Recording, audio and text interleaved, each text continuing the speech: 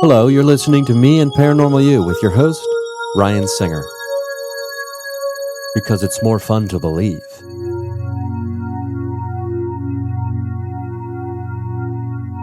Hey everybody, thank you for listening to another experience of Me and Paranormal You. This is your buddy Ryan Singer. I'm excited today. I mean, you listen to the program, you know that I'm always excited, but for good reason, because I talk to amazing, incredible people who have led incredible lives and have had incredible experiences on this show. And today is no different, my friends. I'm very excited because we have Dr. Richard Gallagher with us today. Thanks for joining us today. I want to list off some of the just some of the litany of esteemed credentials you have for people. Board certified psychiatrist in private practice. You're associate professor of clinical psychiatry at New York Medical College. You're also on the faculty at Columbia University, the Psychoanalytic Institute, and a Roman Catholic seminary. A graduate of Princeton University, magna cum laude in classics, trained in psychiatry, Yale University School of Medicine, and also the longest standing layperson member on the International Association of Exorcists. And also author, which we're going to talk a little bit about the book, Demonic Foes, my 25 years as a psychiatrist investigating possessions, diabolic attacks, and the paranormal. So, Doctor, thanks for being here today. Wow, this is going to be a doozy. Well, thank you for the invitation, Mr. Singer. I mean, there's a lot of places we can start. I mean, obviously, I think a lot of people want to talk to you right off the bat about, wow, how'd you get into believing as a doctor, as a psychiatrist, that exorcisms were real? And we can cover that a little bit. I think that's pretty well trodden territory for you as you've been doing, the interview circuits ever since this book came out. So I'd like, for the sake of the audience and especially for the sake of you, to try to kind of keep the conversation maybe a little more fresh for you. But just to give people a quick introduction, and let's talk about the book, Demonic Foes, and so people can dig into that a little bit. Yeah, I mean, I probably should stay at the outset. I never really volunteered, Mr. Singer, to get involved in this field.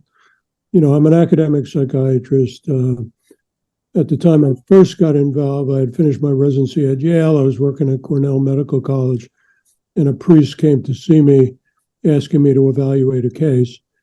And ever since, I've just had a lot of people approach me.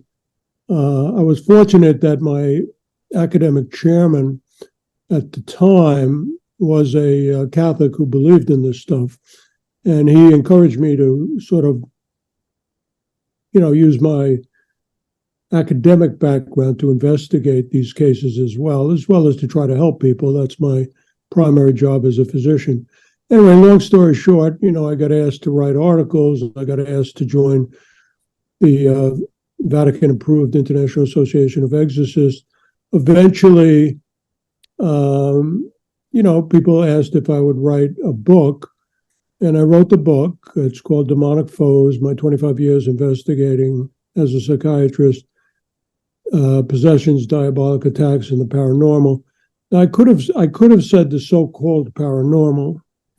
I wanted people to believe that there are pseudoscientific aspects to the paranormal, but these phenomena, which obviously require some kind of explanation, also do exist. They should be understood in as rigorous a way as possible, although it's not quite a scientific subject in the sense that you can't do normal experiments on them and things like that, but you can investigate it. And, I think I've done so over the last 25, 30 years. Yeah. I mean, it's, I would say that's a large swath, and, that's a great sample of time, and, obviously lots of cases. Would you consider yourself, coming from the scientific and the medical fields, and also, before I forget, I do want to touch on, like, at the heart of the matter is helping people, and I think that's the big theme here. And from reading other interviews and listening to you talk, that seems to be paramount in your work. But I want to, I'm curious, would you consider yourself kind of like, strictly materialist when it comes to the way you view the world, like scientifically and medically? No, no, quite the contrary, you know. But there's to use a fancy word, there's an epistemological understanding behind modern science. It's called methodological naturalism. What it means is, in recent centuries, using the scientific method and assuming mostly materialistic assumptions, we've been able to do a great deal of things like double-blind studies, lab studies, expecting replicability, and it's been an enormous benefit to mankind. You know, for instance, turn off my phone here. For instance, modern medicine, and I'm a physician, modern engineering, space travel. This has all benefited from the modern scientific method. But let me take a step back and talk about a little bit the etymology as a classicist of the word science. The word science originally meant knowledge. It didn't mean sort of modern scientific experimentations. So the long story short is the study of the paranormal scientific? Well, it's not scientific in the modern sense, but it is a bunch of phenomena that require an explanation. The database, and you tell me if I'm getting too technical, but the database is not subject to experimentation. It's historical. So, for instance, in the book, I give scores of incidents of the paranormal. In my case, which I ascribed a lot of it to the diabolic, and that's a type of knowledge too. It's just historical knowledge. So no, I mean I was brought up Catholic. I regard myself as try to have a healthy spirituality myself. So in no way do I discount the spiritual. It's just that it operates under a different set of, you might say, investigatory principles. So is that's clear to you, right? Yeah, that is clear. And I've always been fascinated by this stuff. I was also brought up Catholic, and through the 12 years at Catholic school and things like that, I like to think I also have a pretty healthy sense of spirituality in my life, and also curiosity for sure. But when it comes to the the requirements, I suppose, for what can be accepted as quote unquote real or not real, or acceptable or not acceptable, it's interesting that you touch on the historical data. And I believe that when it comes to the paranormal, you just nailed it on that. You nailed it. You described it in a way that I would never have been able to describe it. So thank you for that. The and it does, and I think it is worthy, and it's necessary of scrutiny and investigation. And I'm curious, when you're younger and you're building this life for yourself, and you're going through school and you're doing these studies, and you're drawn to psychiatry and the medical profession, was there any part of you that ever thought that you might be veering off into this area of it, of the paranormal, of exorcisms, etc.? Well, as I said, Mr. Singer, I didn't really get involved in the field to study it. I got involved in the field because people asked for my help. There was this rumpled-looking priest who knocked on my door at Cornell, asked me to evaluate a case, which he thought was he called it a demonic oppression. In other words, he thought it was not a possession, but an attack on somebody by evil spirits. And he wanted me to make sure that, I thought we had ruled out mental illness or some kind of other medical problems. I did some training in internal medicine as well. And I remember saying to him, well, look farther. With all due respect, I just finished my residency.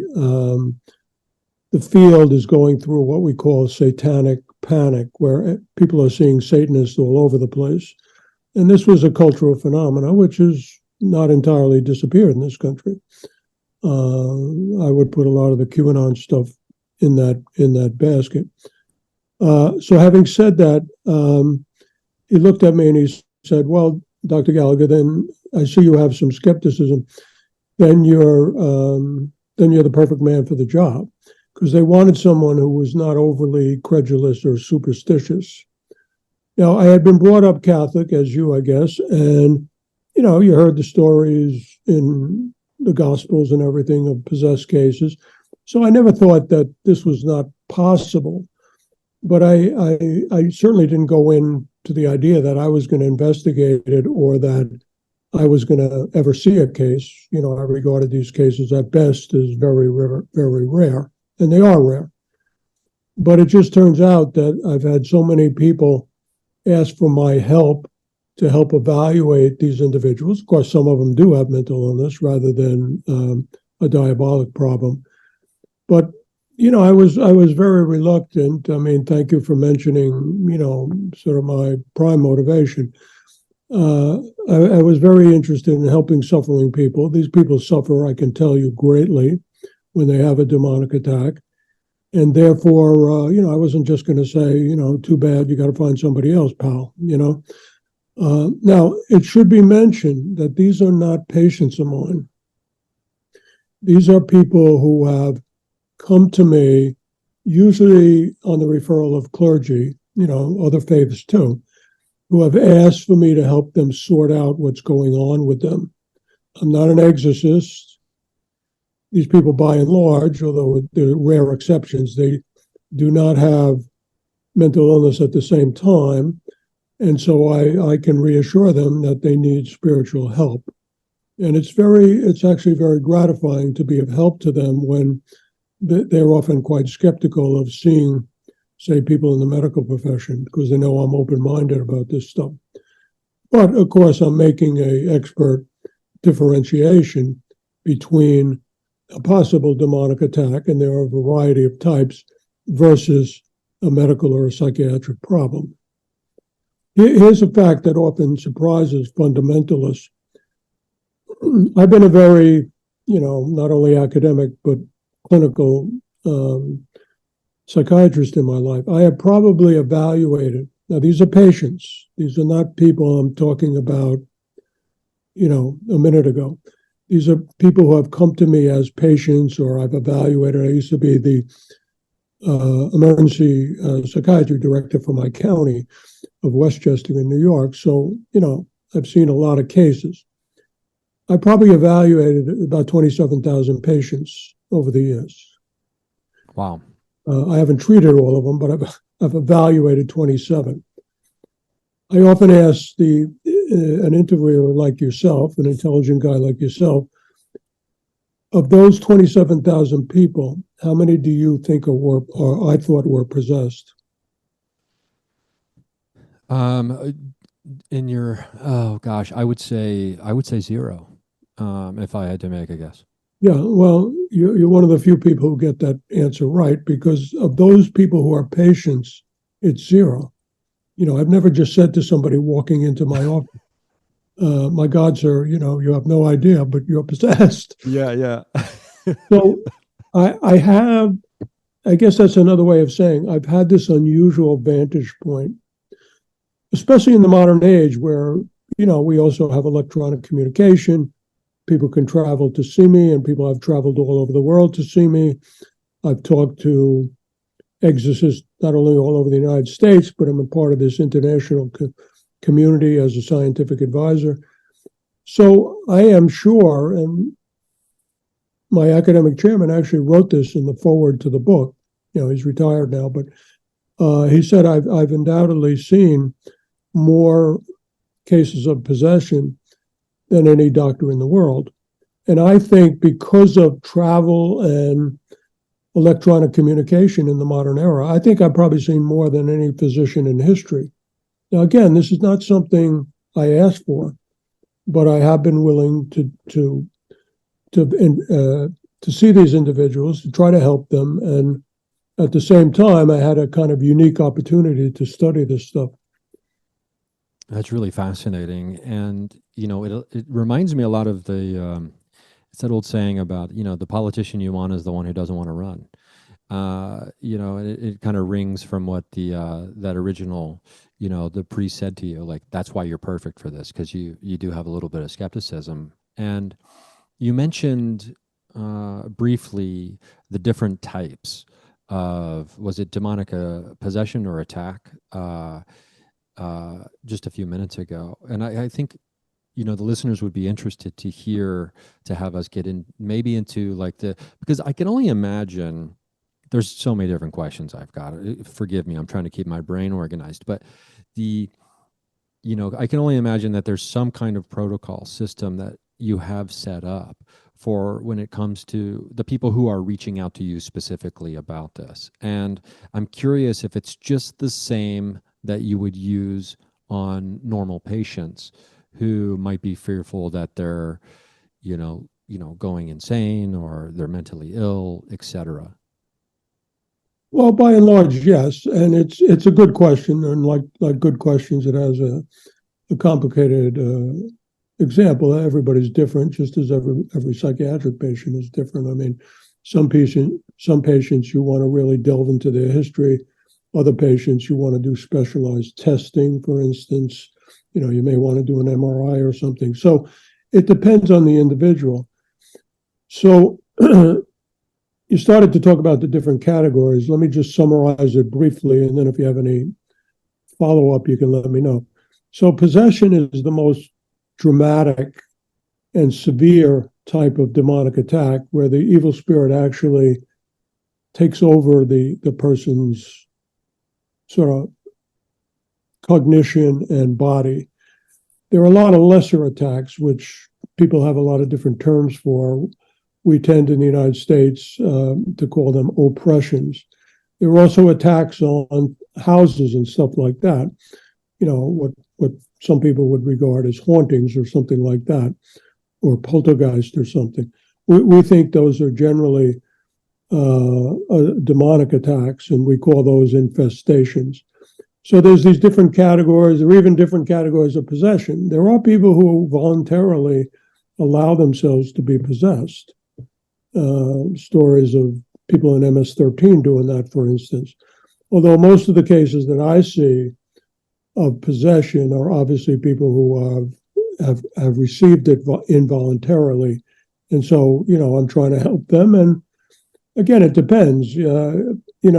Sometimes, as for instance, a very famous one of these rare Satanists that I dealt with, I call her Julia in the book, very, very flamboyant possession. Now, the priest and several mental health people, even before I met her, had already done the diagnosis, and they were convinced she was possessed, as I was very, very quickly as well.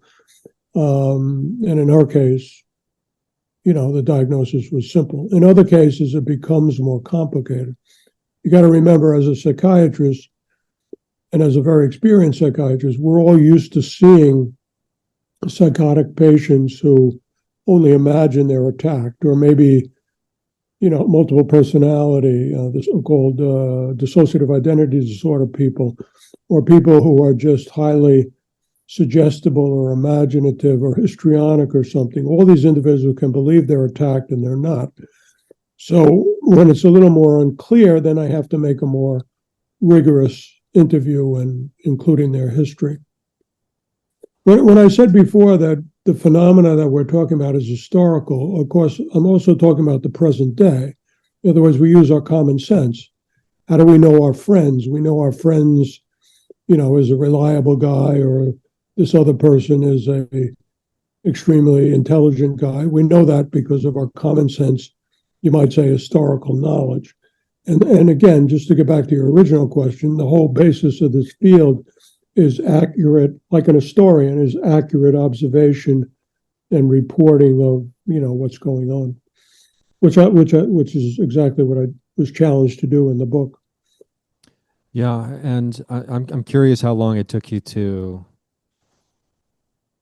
wrap your brain around what you wanted to do with the book, and or if that was pretty clear at the outset. And how I mean, because you have so much experience in so many cases, and it's got to be, I guess, a couple of them, like the Julia case, obviously probably stand out. But to figure out how to not make this book 2,000 pages long, right? I could easily have made it 2,000 pages long. Um, so partial genesis of the book was about, I guess, 7 years ago. The Washington Post, whatever they call their weekend opinion section, the editor of that section asked me to write an essay on what it's like for a psychiatrist to be involved in the field with evaluating such cases. And I thought it was a little curious. He basically said, Dr. Gallagher, we want to hear about your experiences, but we don't want you to present much evidence, which I thought was a little odd. But I said, okay, So I wrote the essay, and it was very, very well read and created a certain amount of controversy, in part because, as I had expected, a lot of intelligent readers, intelligent observers, interested in this field like yourself, wrote to me, well, you know, how come you're not giving much evidence? And I had to say to him, well, I was asked not to present much evidence. Number two, however, I decided, well, look, I mean, if people want the evidence, I'm willing to speak out about it. Now, needless to say, I'm a psychiatrist. The identities of these people are hidden. I may change, something about their appearance or where they're from. But, I can assure the reader that everything in that book about a case report is otherwise, like in any kind of medical literature, every other thing is 100% accurate. These are real people I write about, who, like Julia, have given me permission to write about her as long as I don't identify her. So the book, I wanted to present the evidence, but it's also a misunderstood, needless to say, controversial field. You have to understand a lot of the controversies about it. So I had to explain, my own view, both as a scientist and as a observer, and at the same time try to educate people a little bit about the nuances of the field. And that's why I wrote the book. The cases I could have chosen a lot of other cases.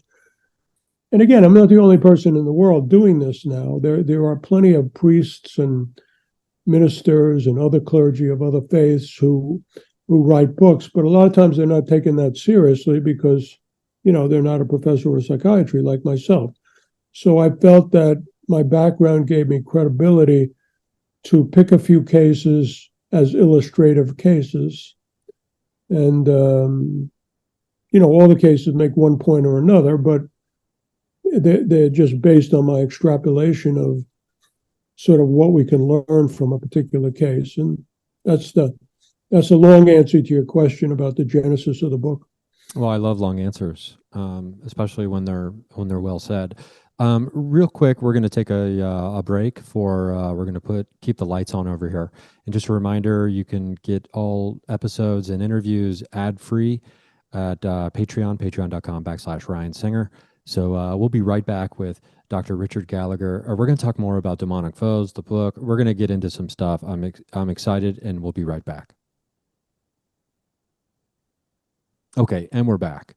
So, Doctor, I'm interested in specifically something you just said, and you said you illustrated the cases that you were picking for the book, Demonic Foes, and you said what can be learned from these cases, and that's what I think is a fascinating aspect of this. When it comes to the amount of time that you've spent in this field, and considering that you've probably seen more people than anyone, any doctor, anyway, we can say that.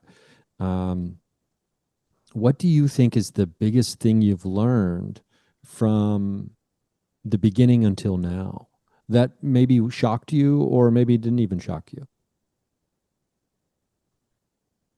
Well, I guess what I would say is, and here's where you sort of getting into the religious implications of what I've investigated.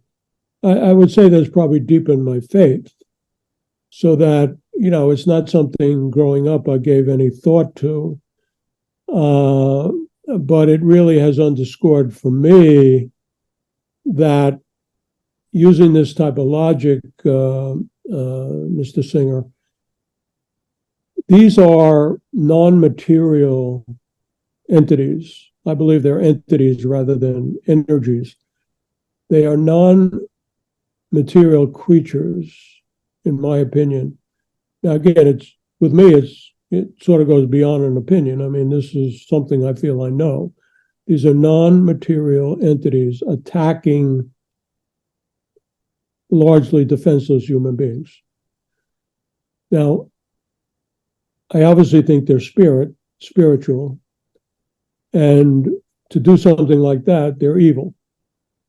So, to me, it reinforces the very traditional belief in the world in evil spirits.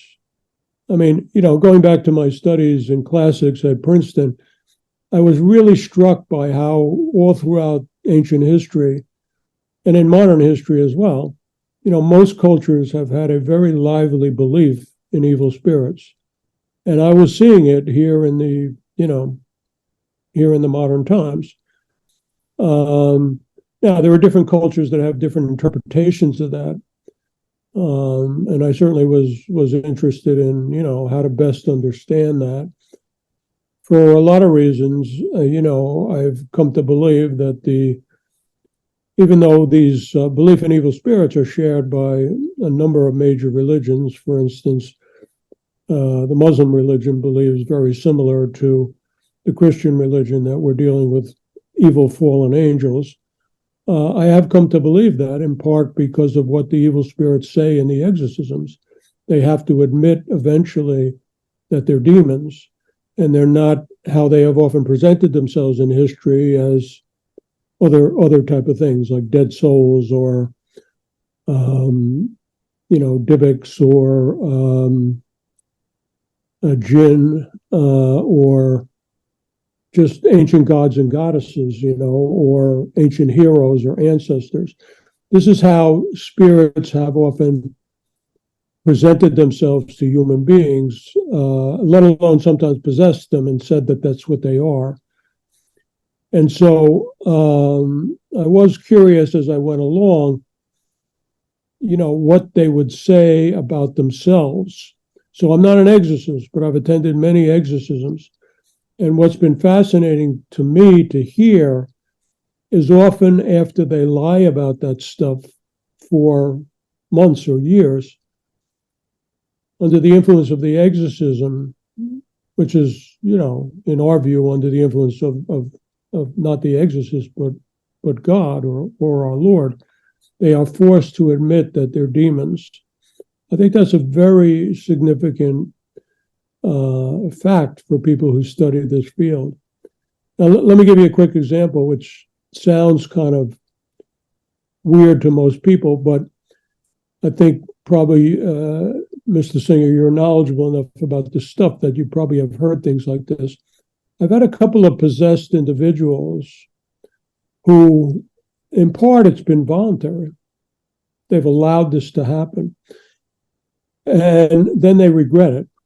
So anyway, they come to me and I say, who are you possessed by? And they say, I'm possessed by Zeus.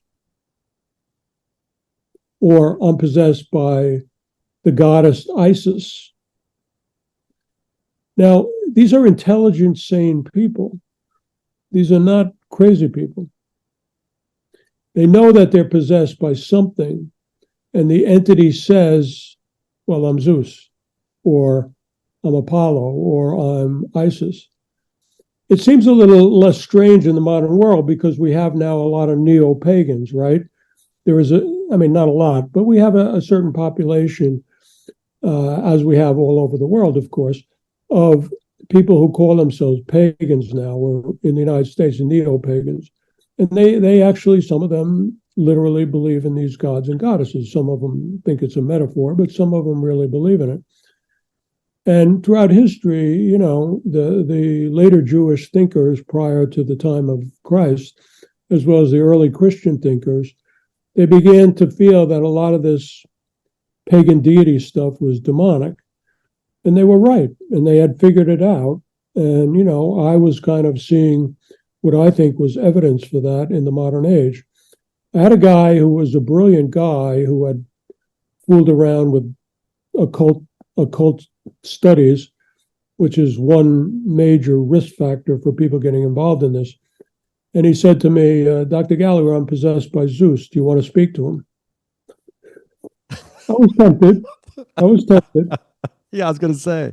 But knowing that I was going to speak to an evil spirits, and I don't speak to evil spirits, and people shouldn't speak to evil spirits, except a spiritual practitioner who is authorized to command them, again, by the power of God.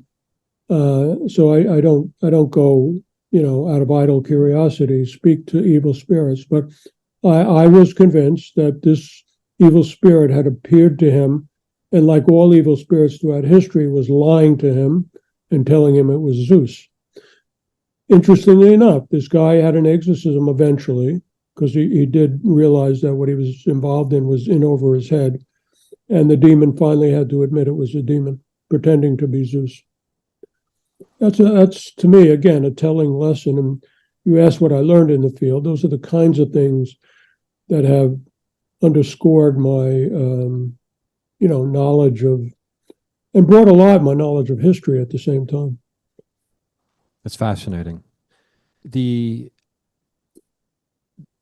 I agree with you on a really big point here, and that is you don't talk idly to evil spirits, and I think that speaks to a belief in what you're doing, right? And I talk to a lot of paranormal investigators, and I do investigations and all kinds of stuff, and I'm not into the dark side of that. Like people who think they're demon hunters. I'm like, you know what? If that's what you want to do, go ahead.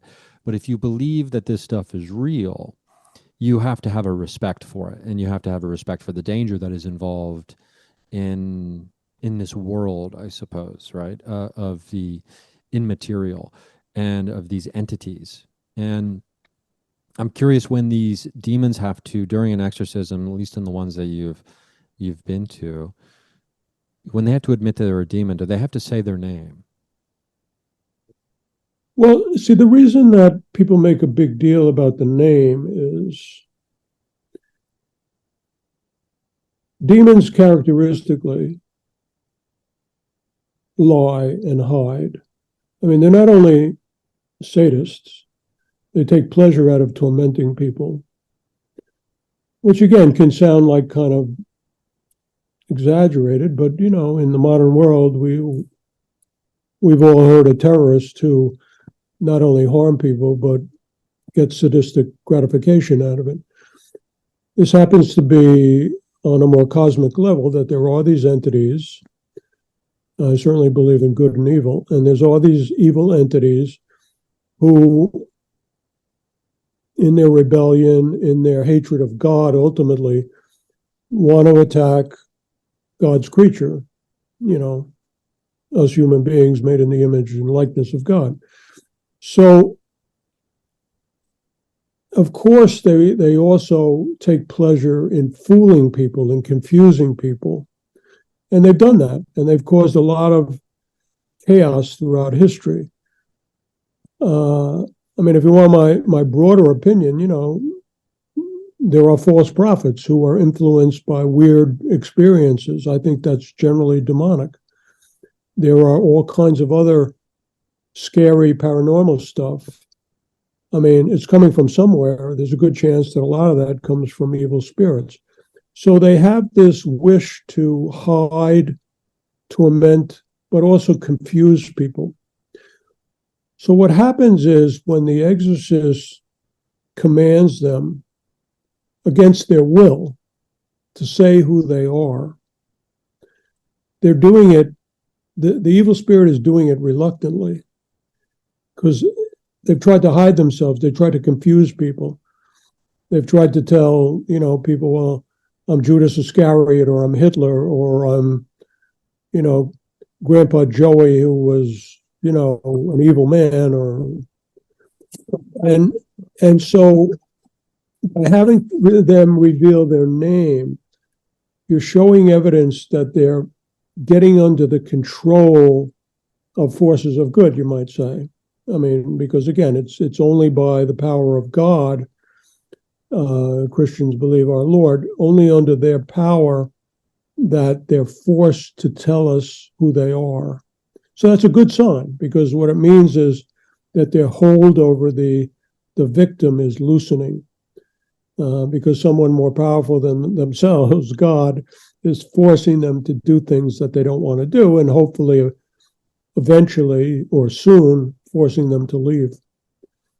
It's a little cosmic drama going on in every one of these individuals who's possessed.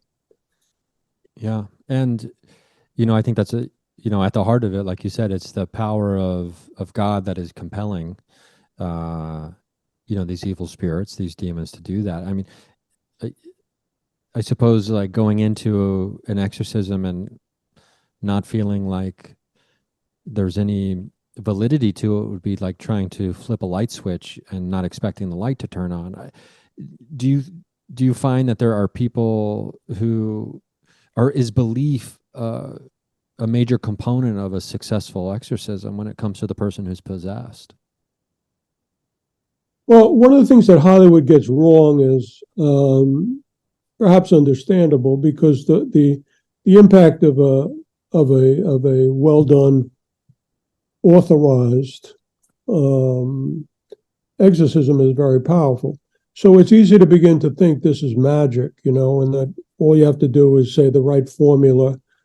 The Satanist who was possessed that I evaluated, and again, I don't see Satanists everywhere. These are rare.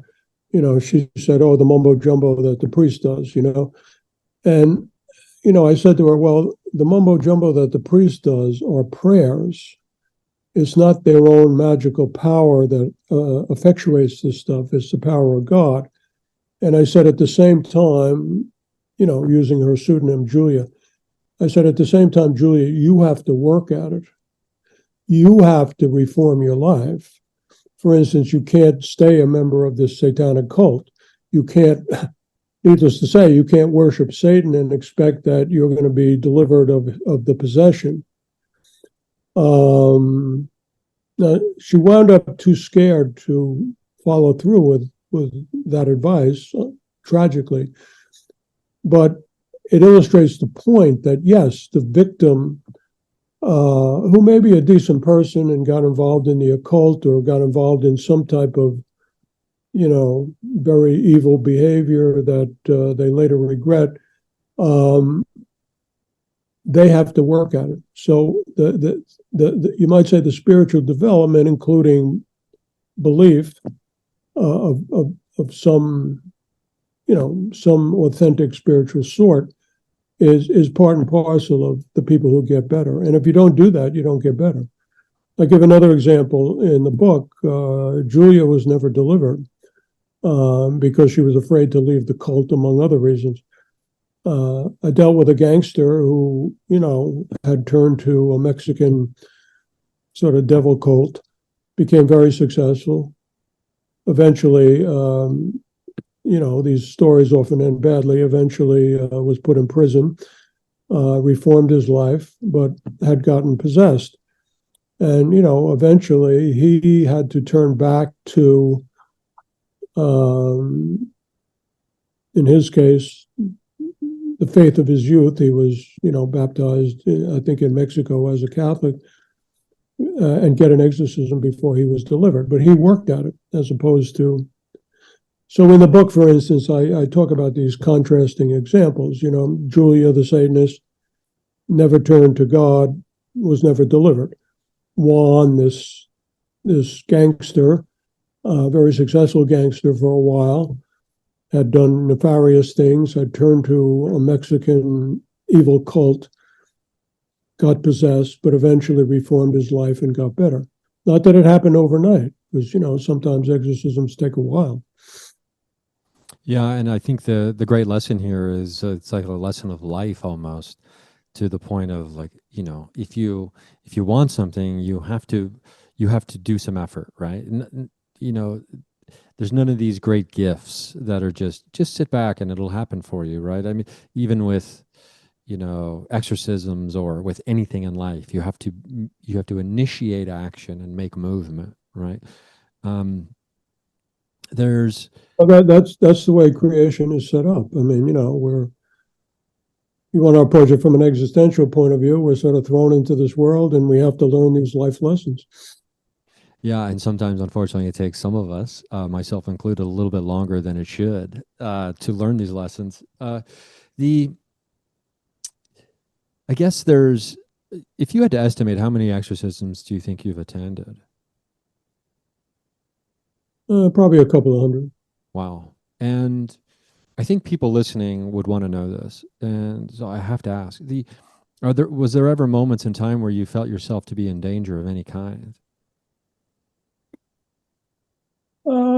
No, certainly not in physical danger, because again, the people I work with, if they're going to do an exorcism, they take precautions, they hold these people down. I mean, there's no question that evil spirits, hate anyone who stands in their way. So you have to go into this with your eyes open. You have to have some kind of, sensible spiritual life of your own. I've always had a lot of people praying for me. And at the same time, you take precautions as you need. I mean, I have dealt with some pretty evil people. In psychiatry, you have to take precautions too sometimes. Psychotic individual, may get violent too. So, this is the life I've chosen, and I try to protect myself, of course. I tell people the spookiest thing that I ever experienced was early on in the case of working with the Satanist Julia, and she was about 1,000 miles at the time, and the same priest who had come to my office door at Cornell, he called me and he said, "Do you want to go to her? Do you want to attend her exorcism?" And again, I had a family. I was a busy doctor. I mean, I had to travel to get to the exorcism. I was unable to go. This is an exorcism during which 8 people told me she levitated. So, Wow. in one sense, I'm sorry I missed it, but who knows what would have happened if I was there. And in the middle of the conversation, with Julia being 1,000 miles away, I'm talking to the exorcist. Over the phone line, this was landline. Over the phone line, the same voice that I had heard coming out of her in a possessed state, saying things like, "Leave her alone, you effing priest, you'll be sorry." That came in over the phone line. Wow. And I said to the priest, "Did you hear that?" And he said, "Yes." He said, "This is a once in a century case. This is quite dramatic. This kind of thing can happen with the most serious cases." And I have to say, even though I'm a relatively, as a doctor, you deal with life and death, I'm a relatively unflappable individual. But for the only time in my life, the expression, "the hairs on the back of your neck stood up," that was the only time in my life I experienced the hairs on the back of my neck stood up. And I remember what I was thinking. I was thinking, what the heck have you got involved in, that this evil spirit can even come in over your phone line? I felt like invaded. But again, you make your choices in life, and I've made my choices. Yeah, I mean, that would give me pause for sure. Did you do anything afterward? Did you bring like a priest over to bless the house or anything like that? No, I have had priests bless my house, but look, I mean, this is the kind of thing that happens. I tell people this is not for the faint-hearted, and probably it's not something people should volunteer. You were talking about sort of the Ghostbuster and demon hunter types. I have a good friend who's counseled a lot of people from Hollywood and stuff who have gotten involved in that sort of thing, and he says a lot of them all of a sudden, regret it. They've paid a price for the work. So I'm not saying that happens to everybody, but people who sort of flirt with this field out of curiosity or to make money or something, they have to be cautious. Yeah. And I mean, I think, from an outsider's perspective, when it comes to the world of exorcisms and the things like that, someone listening might be like, well, I mean, Dr. Gallagher is a little nonchalant about, a demonic voice coming over his phone, but I think it comes, and you say it's just part of the gig. It's part of the job, and you've seen so much, and you've talked to so many people that, that unflappable nature, I suppose. So it really does stand out when you do have a moment of where the hair raises up. I'm curious, in some of these other interviews and articles that have been written about you, where you do interviews, we talk about the rise and exorcisms and things like that, and I think you explain it in a very succinct way. Um, you say there's two main reasons, and do you want to elaborate on those two main reasons for everybody here today?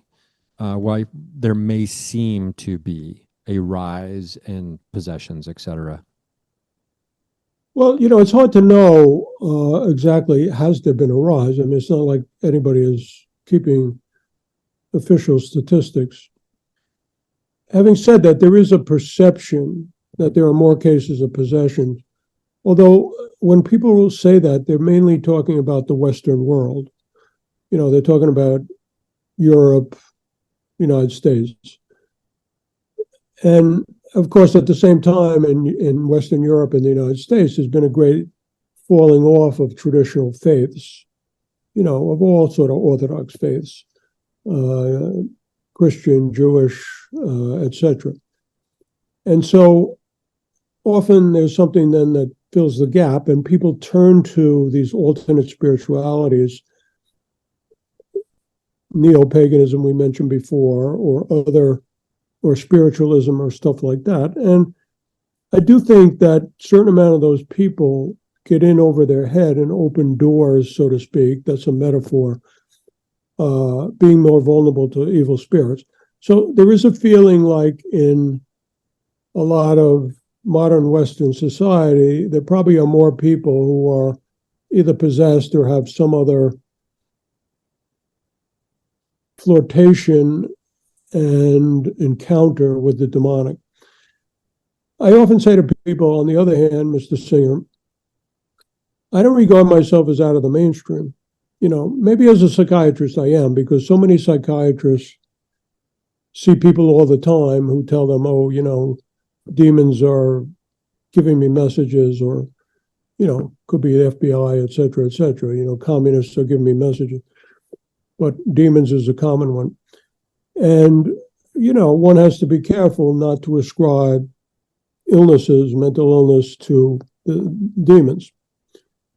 Having said that, psychiatrists are used to jumping to that conclusion about all these cases, in part because they haven't seen these cases. For instance, I sometimes say to a colleague, not that I get into a lot of debates about this, but, I mean, how many psychiatric patients do you know who have levitated, spoken, perfect Latin, or thrown a deacon across the room, So I may be a little bit out of the mainstream of some psychiatrists, although there are many other psychiatrists around the world who have these type of cases, who just don't speak out. But most people in the United States believe in evil spirits. Most. In fact, most believe in some activity possible by evil spirits. Around the world, my book was translated, among other languages, into Japanese, and there's a lively belief, even in a, developed pagan country like Japan, in evil spirits. And again, to go back to the historical lesson, throughout history, most people in the world have both believed in some kind of idea of the divine, but also some kind of idea of evil spirits. So I don't regard myself as out of the mainstream. And this is why, as I said, it's good to know something about history, because you have seen evidence for what I'm talking about, these dramatic demonic attacks, even by anthropologists studying these cultures throughout all of history. Now, they may have different theories about it, because that's what human beings have. They have different theories. But, I'm telling you based on my experience that I'm absolutely convinced these are evil spirits as fallen angels, and that the more general belief in evil spirits is, in fact, something that doesn't put me out of the mainstream. It puts secular materialists out of the mainstream. Yeah, well, we're getting close here to going an hour, so I want to throw not a curveball, but maybe a question that is going to be a little more, off the mainstream for you. When you look at, okay, let's focus on 2023. We're looking at a world where, world governments, specifically the United States, are starting to acknowledge UFOs and disclosure, things like that a little bit more. That's starting to come out. I'm wondering if you're seeing any connection between, because there are people in the world of the paranormal and ufology, and I even think some, religious philosophers who might talk about aliens and ETs in a way of angels and or fallen angels. I'm wondering if you've ever seen any connection between these things, because I can imagine possession and people who come in worrying about being possessed, and to me it doesn't seem like a huge leap between abduction experiences and potentially possession experiences. Curious if any of that has ever come up in your work. Well, since we're drawing to a close, let me just emphasize, Mr. Singer, I believe in science, okay? And, as a physician, I not only use it, I teach the scientific method and rely on scientific studies to inform my practice of medicine. So I'm a big believer in science. I debated a fundamentalist who told me recently that I couldn't possibly believe in the Bible if I believed in the Big Bang. And I told him, well, I believe in the Big Bang because there's a lot of scientific evidence. And I said, contrary to what you think, sir, not you, but this debater, I said, you probably don't know who came up with the Big Bang theory. Of course, he didn't. And I said, well, it was a Belgian astronomer priest named George Lemaitre who came up with that theory about 100 years ago. And even a brilliant man like Einstein said, oh, I don't think that guy's right. But 20 years later, based on his own further research, he said, you know something? The universe is expanding in that way. That damn priest was right. So I want to underscore first that I deal with science myself and believe in it. There are a lot of phenomena in history, including things like, UFOs and other paranormal creatures that appear to people, that a lot of people do think it's very possibly demonic. In fact, some of the UFO experts, the real experts, I'm not talking about the kind of people who exaggerate or anything. People like Jacques Vallée, like a guy named Hynek, you may have heard of. These people come around to the view that there's something almost like a psychic phenomena involved that also has some material powers. Something that seems psychic, but also has some ability to affect material creation. Look, it doesn't take a leap of imagination to say that could be some kind of evil spirits. Now, like a lot of people who overemphasize the paranormal, which to me is a type of pseudoscience, because it often professes to know more than it does or understands it wrongly. There are a lot of weird things that happen in life. People have illusions. Mentally ill people may see things. In terms of UFOs, people may, misascribe things like, aerial balloons or rockets or whatever to UFOs. But there is this underlying theory among a lot of not only religious experts about these phenomena, but even the most prominent UFO experts themselves, who raise the possibility that some of that stuff seems to share so many characteristics with dark phenomena of the sort we were talking about that may well be, causal. Yeah, it's. Well, I'll let your audience draw their own conclusions, but that's the overview of how I look at that matter.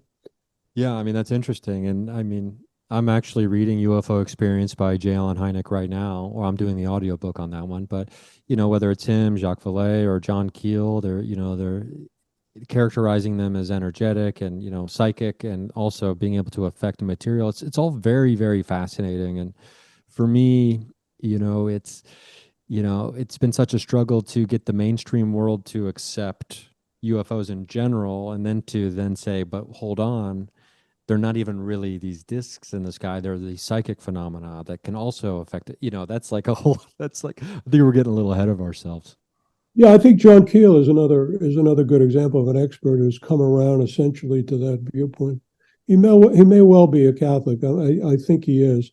But the point is that people who really study these type of stuffs for many years and are true, with a true scientific mentality, they often come around to views somewhat similar, if not exactly similar, to that theory. But look, I mean, there's always going to be debates. This is the nature of human beings, and again, it's not different in history. People have always debated and been confused by this stuff. So it hardly surprises me that these debates will go on and on. All people can do is try to be sincere and honest about their beliefs. I think I present, a lot of evidence in my book and elsewhere of my theory. And look, we live in a free country where people are free to debate this stuff. Yeah, and it's and you mentioned it earlier, talking about science meaning knowledge, and if you want to have a scientific mind, and be, inquisitive for knowledge, it's important to be aware of maybe our own rigid beliefs in certain areas. And, if we really want to, try to envelop or take in someone else's vast experience and knowledge and their evidence and their findings, like in your book or in all of your experiences, it behooves us to do so if we want to widen and deepen our perspective. And this has been a really great chat. I appreciate you doing that, coming on the show today. I want to ask you one last question. We're talking about the book, and we mentioned it before we were recording today, but I think we can talk about this, that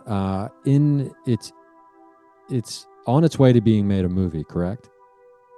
Yes. Okay, so I want to know, who do you want? This is kind of a typical question. Who's playing you? John Hamm? Are we getting John Hamm to play you, Doctor? We're a little early in this process. To my satisfaction, Jason Blum, your audience may know who he is, of Blumhouse, been involved with a lot of really good movies. He hired the Academy Award-winning director, Tom McCarthy. And Tom is a very talented guy as a writer and director, and he's working on early development of the project. It'll mainly focus, we think, on the character of this rare Satanist, Julia, who got possessed. There's a Hollywood actor who was terrific in Oppenheimer.